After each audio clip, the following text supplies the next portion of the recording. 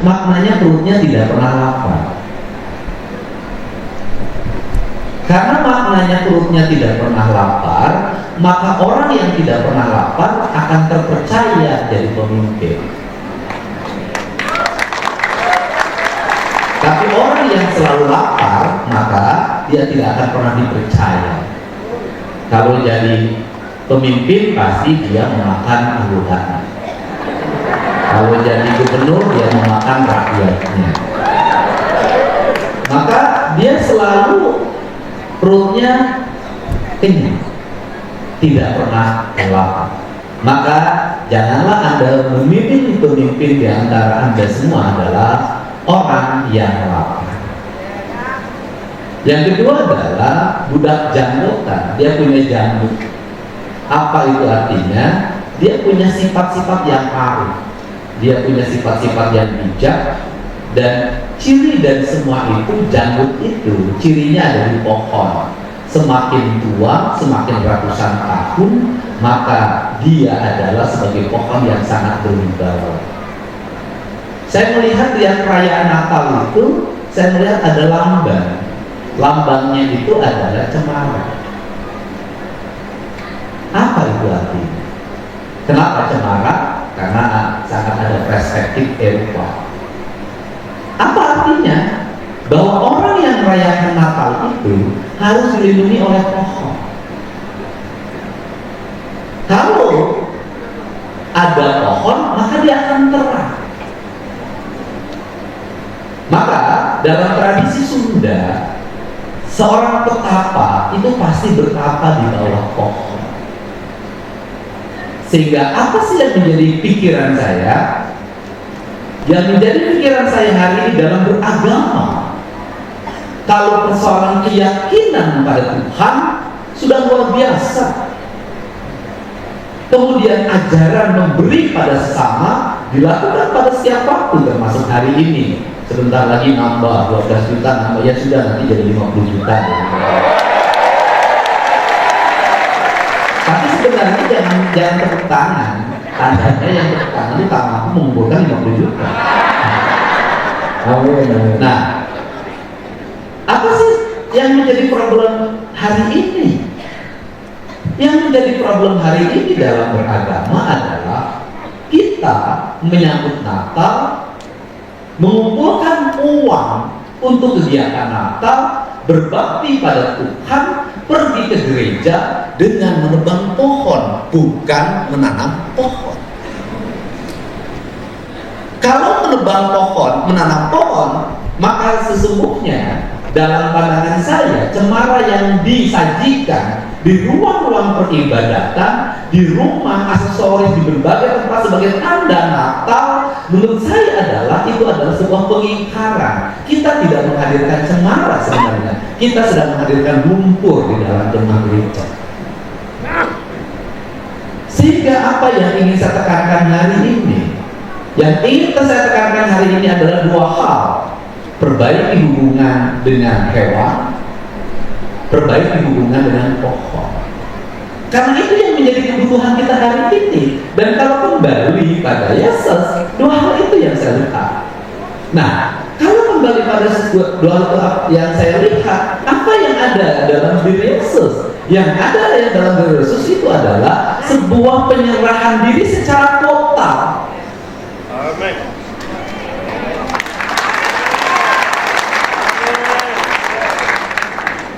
Dia sudah menyerahkan diri secara total. Itu dalam kebudayaan Sunda, itu ada tradisi sesaji.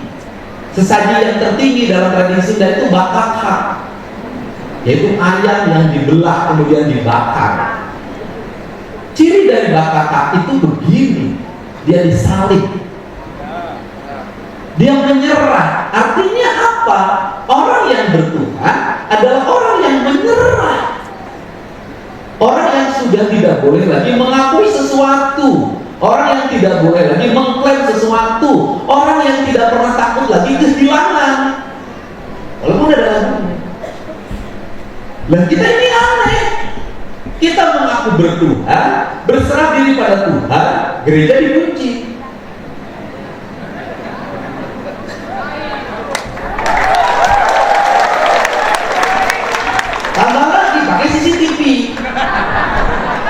ditambah lagi pakai security. Pertanyaan saya adalah, di mana letak penyerahan diri Anda? Di mana letak penyerahan diri saya? Kalau selalu dalam setiap waktu takut. Bukankah rasa takut itu tidak ada keyakinan? Orang-orang yang memiliki keyakinan tidak ada rasa takut dalam dirinya. Jangan pernah takut miskin. Jangan pernah takut tidak punya jabatan. Jangan pernah takut tidak punya duit. Saya tidak punya istri aja nggak takut.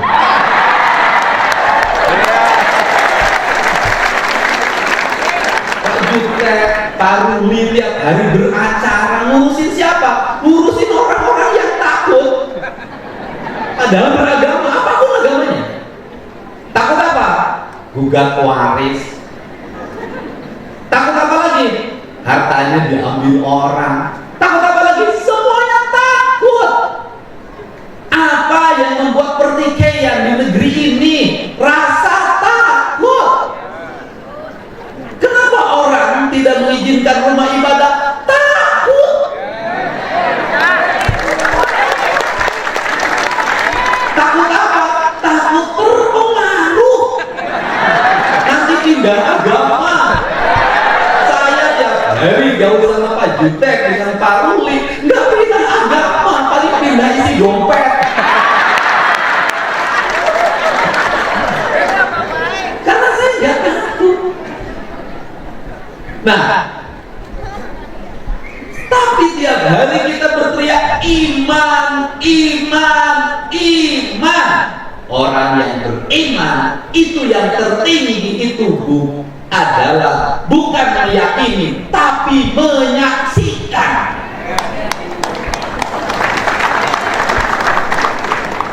Kalau sudah menyaksikan berarti dia bersaksi. Bersaksi di pengadilan itu adalah orang yang harus melihat dan mendengar. Kalau tidak bisa melihat dan mendengar sendiri, tidak bisa menjadi saksi yang valid.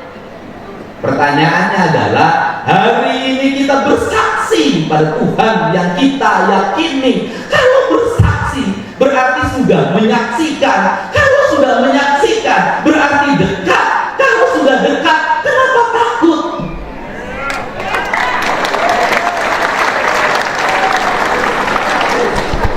Untuk itu kenapa kita takut miskin? Kenapa kita takut tidak makan? Bukankah Yesus sendiri tidak takut apapun? Dia melepaskan sendiri seluruh beban dunianya. Untuk apa? Untuk mengajarkan tentang bahwa kesaksian itu harus disaksikan, dan kesaksian itu akan lahir apabila kita merasakan.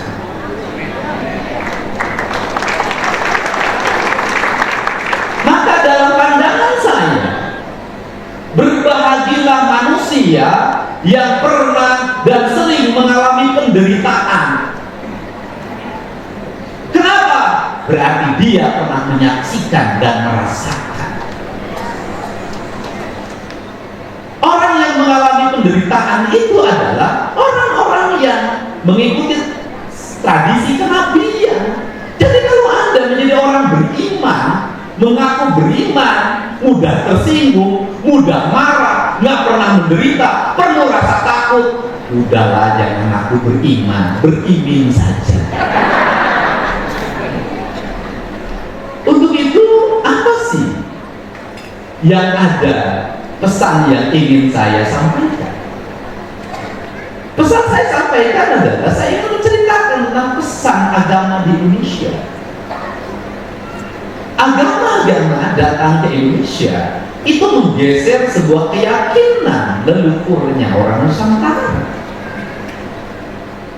Leluhurnya orang Nusantara apa? Mau orang Batak, mau orang Jawa, mau orang Bugis, mau orang manapun, mau orang Kalimantan, orang Dayak, pasti hubungan ketuhanannya itu di dua hal.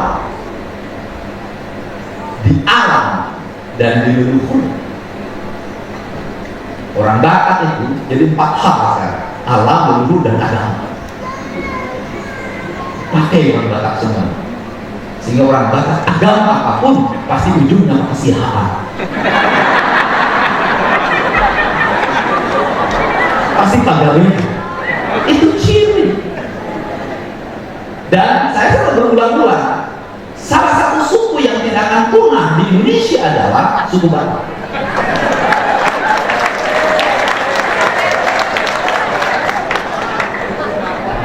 Nah, apa sih yang ingin dipesankan? Leluhur kita itu dulu itu dianggap animis dan dinamis. Pemuja batu, pemuja pohon, pemuja batu, pemuja pohon. Memujanya nggak jauh-jauh mereka. Kalau dia tinggal di gunung, yang dipuja gunungnya. Kalau dia tinggal di laut, yang dipuja lautnya. Kalau dia tinggal di lembah, yang dipuja lembahnya. Kenapa? Karena dalam perspektif berpikir mereka, saya lahir di sini, maka saya harus menghormati tempat di mana saya dilahirkan, tempat di mana saya makan. Titik, nggak geser. Maka beragam.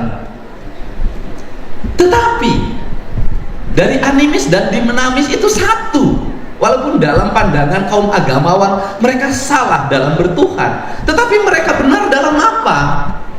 Dalam menjaga alam dan lingkungannya.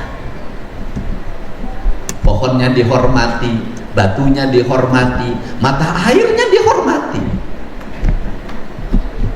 Dan masuk agama mengajarkan apa? Tentang spiritualitas, pada pemahaman-pemahaman tentang ketuhanan yang langit, membangun hubungan dengan manusia, membangun hubungan dengan alam. Tapi di perjalanannya hanya 2 hal yang selalu dibicarakan: hubungan dengan manusia dan hubungan dengan Tuhan. Yang alamnya nggak pernah dibahas. Padahal apa? Padahal dalam pandangan saya justru Tuhan menitipkan kasih itu lewat apa? Lewat semesta. Kita tiap hari nginjak tanah, kita tiap hari minum air, kita tiap hari menghisap udara, kita tiap hari menerima sinar matahari. Tiap hari itu yang menentukan hidup dan kehidupan kita. Tetapi jujur, setiap hari kita menghinakan tanah, setiap hari kita menghinakan air, setiap hari menghinakan udara, dan setiap hari kita menghinakan matahari. Apa yang terjadi? Penyakit yang tidak pernah berhenti dalam setiap waktu. Pemahaman spiritualitas kita itu menjadi dangkal. Dangkalnya apa? Kaum spiritualis seringkali terus mengalami kegelisahan dalam hidupnya. Gelisah pergi ke gereja, gelisah pergi ke gereja, gelisah pergi ke gereja. Itu yang terjadi. Kenapa ini terjadi? Lingkungan di mana Tuhan menitipkan kasih padanya, engkau abaikan dan engkau sia-siakan. Engkau lupa, kau berperang satu sama lain berebut tempat ibadah, ingin mendirikan tempat ibadah, tapi engkau lupa bahwa alam semesta engkau campakkan, engkau hancurkan secara kolektif tanpa pernah kau bicara tentang dosa.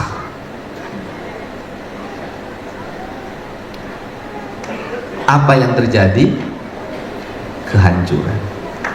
Apa yang terjadi? Derita. Apa yang terjadi? Kecemasan. Apa yang terjadi? Kegelisahan. Kenapa kita semuanya gelisah? Karena kita terpisah dari induk kita. Maka orang Sunda menyebut tanah itu sebagai Sunan Ampel, ibu yang mesti dijaga dan dihormati. Untuk itu, mari pada saat Natal saat ini, saya mengajak pada semuanya, hentikan berbagai aktivitas yang engkau telah meluluh lantahkan bumi, tempat suci yang dimana engkau dilahirkan, dibesarkan, dan engkau akan kembali padanya. Tribun X sekarang menghadirkan lokal menjadi Indonesia.